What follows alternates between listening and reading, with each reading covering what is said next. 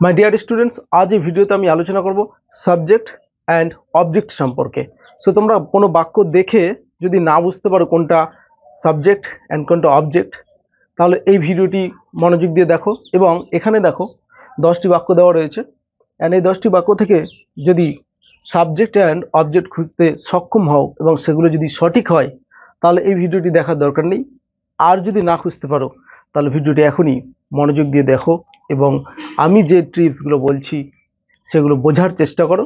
জীবনে আর কোনো দিন অবজেক্ট এবং সাবজেক্ট খুঁজে বের করতে ভুল হবে না, এইটুকু 100% গ্যারান্টি। সো এখানে দেখো যে সাবজেক্ট বলতে আমরা যেটা বুঝি যে সাবজেক্ট মানে আমরা যেটা বুঝি যে কর্তা। এক কথা হচ্ছে কি কর্তা, মানে যে কাজ করে তাকে আমরা বলে থাকি সাবজেক্ট। বাট আমরা একটু ভিন্ন স্টাইলে এই সাবজেক্ট অ্যান্ড অবজেক্টটা শিখব। সো আমি যেটা বলি সেটা হচ্ছে যে সাবজেক্ট চেনার জন্য আমাদের যেটা সব থেকে জরুরি জিনিস, সাবজেক্ট কেন, অবজেক্ট চেনার ক্ষেত্রেও সেটা জরুরি, তো ওটা হচ্ছে ভার্ব। তোমাদের ফার্স্ট অফ অল ভার্ব সম্পর্কে একটা আইডিয়া নিয়ে আসতে হবে যে কোনটা ভার্ব, মানে ভার্ব চিনতে যাতে ভুল না হয়। সেই আইডিয়াটা যদি ঠিক হয় বা ভার্ব যদি চিনতে 100% সক্ষম হয়ে যাও, তাহলে সাবজেক্ট চিনতে আর ভুল হবে না। কারণ এই ভার্বটাই হচ্ছে সব কিছু, মানে এই ভার্বকেই আমরা প্রশ্ন করব, এমন প্রশ্ন করব যে সে কোনটা সাবজেক্ট আর কোনটা অবজেক্ট বলে দিতে বাধ্য।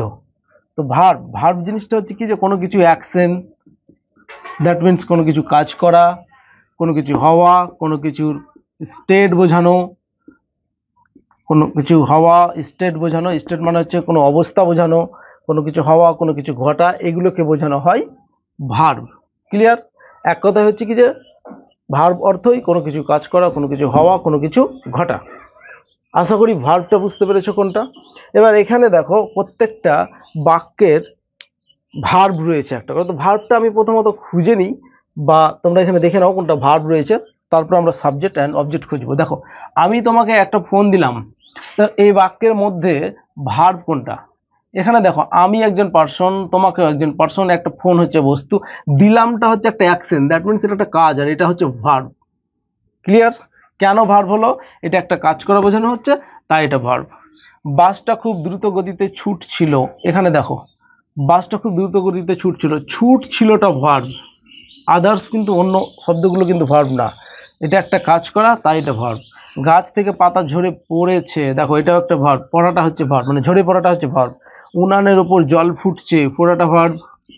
ক্লিয়ার? আমি কিন্তু ভার্বগুলো খুঁজে নিচ্ছি প্রথমে। আকাশে চাঁদ উঠেছে, দেখো উঠেছে এটা ভার্ব, ওঠা কাজটা হচ্ছে।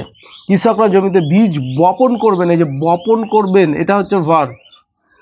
অনিমেষ চায়ের সাথে বিস্কুট পছন্দ করেন, এই যে পছন্দ করাটা হচ্ছে এখানে ভার্ব। অন্যান্যগুলো কিন্তু ভার্ব না, কারণ ভার্ব মানে হচ্ছে কোনো কিছু কাজ করা, কোনো কিছু হওয়া, কোনো কিছু ঘটা। শহরে ম্যালেরিয়া ছড়িয়ে পড়েছে, দেখো ছড়িয়ে পড়াটা হচ্ছে ভার্ব।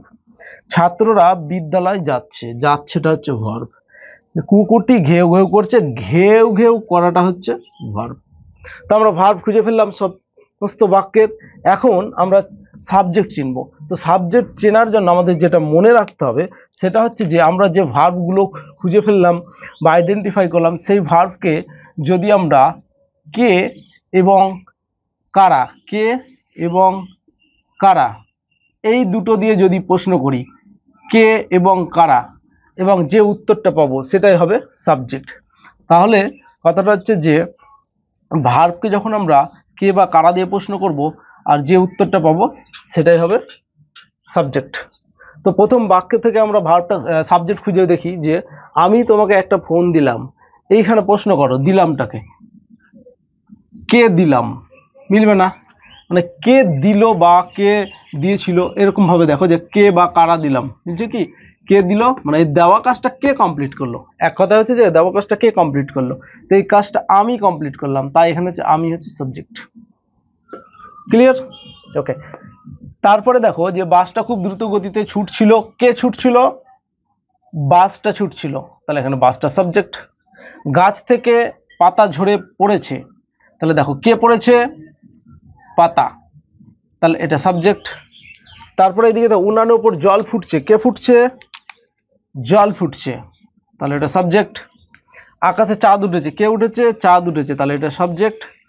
কৃষকরা জমিতে বীজ বপন করবেন, কে করবেন বা কারা করবেন? কৃষকরা, তাহলে এটা কৃষকরা সাবজেক্ট। অনিমেষ চায়ের সাথে বিস্কুট পছন্দ করে, কে পছন্দ করে? অনিমেষ করে, সো এটা হচ্ছে সাবজেক্ট। শহরে ম্যালেরিয়া ছড়িয়ে পড়েছে, কে ছড়িয়ে পড়েছে? ম্যালেরিয়া, সেটা সাবজেক্ট। বাকি দুটো করছি না, বাকি দুটো তোমাদের জন্য থাকবে। ওকে, এইবার আমরা সাবজেক্ট কিন্তু খুঁজে পেয়ে গেলাম। এবার আমরা একটু অবজেক্ট সম্পর্কে জেনে নিই। অবজেক্ট সম্পর্কে হচ্ছে যে অবজেক্ট অবজেক্ট ব্যাপারটা হচ্ছে কি যে অবজেক্ট জানার জন্য আমরা কি করব? সেই একই পদ্ধতি, যে ভার্বকে আমরা কি এবং কাকে দিয়ে প্রশ্ন করব। ফার্স্ট কি দিয়ে প্রশ্ন করব, দেন কাকে দিয়ে প্রশ্ন করব, যে উত্তরটা পাবো সেটাই হবে অবজেক্ট। ক্লিয়ার? সো ভার্বকে আমরা কি এবং কাকে দিয়ে প্রশ্ন করব। এখন দেখো কি দিলাম, প্রশ্ন করো কি দিলাম, উত্তর আমরা পাচ্ছি একটা ফোন। কি পেলাম? একটা ফোন। আর এই একটা ফোন হচ্ছে তাহলে কি? অবজেক্ট। আবার আমি প্রশ্ন করব কি কাকে দিলাম, আমি দুটো প্রশ্ন করার অপশন পাচ্ছি, একটা কি একটা কাকে। তো কি দিলাম? একটা ফোন দিলাম। কাকে দিলাম? তোমাকে, তাহলে এটাও একটা অবজেক্ট। নেক্সট বাক্যতে দেখো, বাসটা খুব দ্রুত গতিতে ছুটছিল, কি ছুটছিল? বাসটা ছুটছিল। তো এখানে আমরা সাবজেক্ট হিসাবে একবার পেয়েছি, দেখো কে ছুটছিল? বাস ছুটছিল। আবার প্রশ্ন করছি কি ছুটছিল? বাসটা ছুটছিল, তাহলে এটা একটা অবজেক্ট। আমি এখানে একটা জিনিস দেখাবো তোমাদের, মজার জিনিস দেখো। সো এখানে সাবজেক্টও পাচ্ছি, অবজেক্টও পাচ্ছি, দুটোই কিন্তু পাচ্ছি। ওকে, এটা আমরা ডাউটটা ক্লিয়ার করবো এক্ষুনি। আগে সাবজেক্ট অ্যান্ড আগে আমরা অবজেক্টগুলো খুঁজে বের করে নিই প্রত্যেকটা সেন্টেন্সে, তারপরে দেখাচ্ছি এটা। দেখো ঝরে পড়েছে, প্রশ্ন করো কি ঝরে পড়েছে? উত্তর হবে পাতা। তো এখানে পাতাটা তাহলে একটা অবজেক্ট। আবার দেখো ফুটছে, মানে উনানের উপর জল ফুটছে, কি ফুটছে? জল। জলটা এখানে কি হিসাবে পেয়েছি? সাবজেক্ট। তো এখানে আবার অবজেক্ট হিসাবে পাওয়া যাচ্ছে, কি ফুটছে? জল ফুটছে। ওকে, আকাশে চাঁদ উঠেছে, উঠেছে এটা ভার। প্রশ্ন করো কি উঠেছে? উত্তর কি পাচ্ছি? চাঁদ। আবার দেখো কে উঠেছে? চাঁদ, দুটোরই উত্তর পাচ্ছি। ওকে, আচ্ছা নেক্সট, করবেন বীজ বপন করবেন, বপন করবেন, কি বপন করবেন? বীজ। এই বীজটা হচ্ছে অবজেক্ট।